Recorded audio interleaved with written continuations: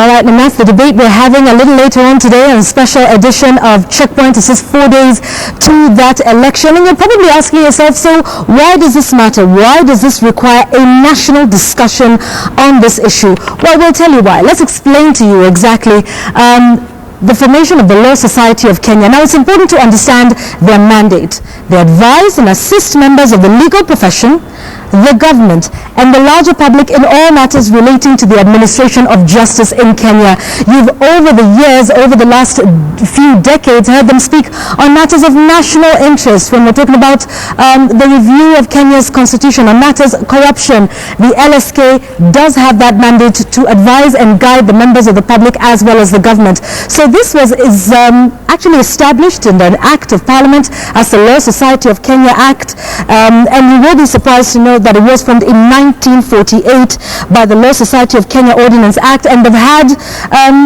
a substantive chair from 1949, the first one being Humphrey Slade, all the way to the current outgoing, that's Eric Mutua. So how do their elections take place? Let's take a quick look at this. First of all, a notice of vacancies is given not later than 42 days before the election date that is usually fixed. So that ideally would be not later than the 19th of November of each election year.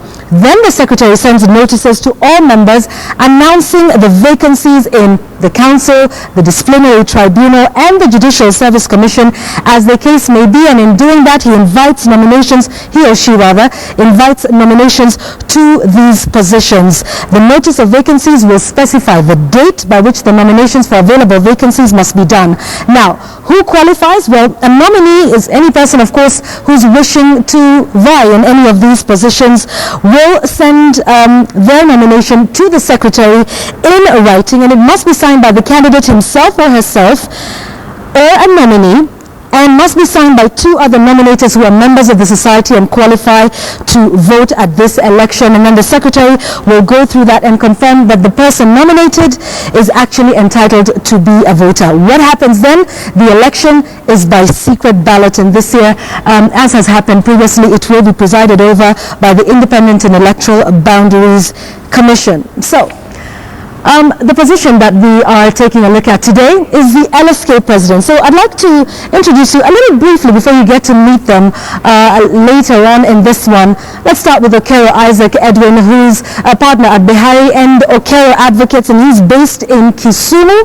He's also a former LSK Kisumu branch chair, and he claims and he says he established the standard of litigation in Kisumu.